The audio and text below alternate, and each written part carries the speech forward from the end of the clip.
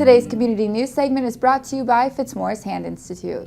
Supporting local businesses is something that Arizona is pretty good at. And when it comes to their produce, Arizonans have a wide variety of farmers markets to check out.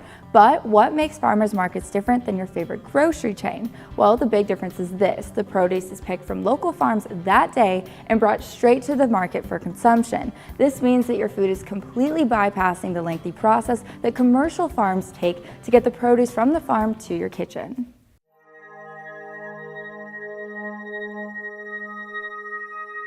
I started in my backyard when I was 12, selling it at flea markets. And then a friend of my mom's, the plant store went out of business, and we bought out the plant store for $200, sold it for a couple grand, so I figured that plants were a good item. Right now we do 15 farmers markets. We really like direct sales, and we also do the top 70, 80 restaurants in Arizona. Since 1976, Neal Brooks has been growing and selling top-notch produce. Everything out of Abilene Farms is locally and naturally grown in large hydroponic indoor facilities without pesticides.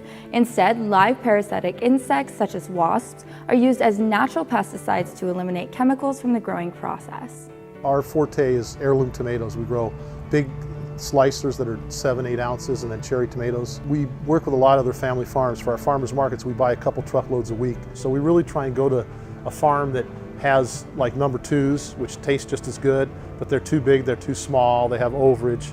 We buy that and then sell it at the farmers markets. With about 60% of what we sell is our product. We used to deal with Sprouts and AJ's and Whole Foods and Fry's, and we're really moving away from that.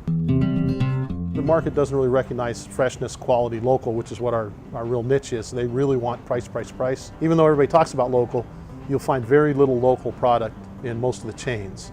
But the high-end restaurants and the farmers markets and people like the Wynn Resort, the really white tablecloth, they really appreciate fresh local product. They'll pay.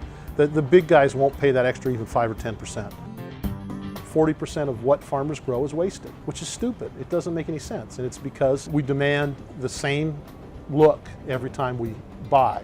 And if you do that, you're going to end up eating things that don't have any taste. It depends on the market. Suppose there's a really tight market, then the market will accept less than perfect fruit or let you fiddle with the sizing. But basically, if you want to run an industrial farm, you have to pick it all at once. We have like 7 trusses, and we'll go and we'll hand pick exactly what's ripe at the perfect time. An industrial farm just picks everything. So they'll pick green, they call them green gas tomatoes. It looks like a Macintosh apple. In Florida, you can see them in bulk in a dump trailer, 30 or 40 pieces of fruit deep. If we stack our fruit more than 1 deep, it breaks because it's picked right.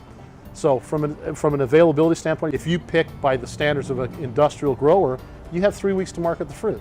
So that fruit's going to spend 3 or 4 days on the road to a distributor. That distributor is going to pick through it. He's going to decide what goes in the hot room, what gets gassed, what gets sold as a green tomato, and every different spec. So that tomato will be touched 3 or 4 times. If you want to try local produce yourself, including Abilene tomatoes, check out the list of local farmers markets linked above. We love our farmers markets because we go out and do a tremendous business. We'll sell more in a Saturday at the downtown market than Sprouts would take for 40 stores. The whole idea behind local is that it's fresh and it tastes better and it's full of nutrients. So if you buy that way close to home, you're going to get produce that tastes terrific.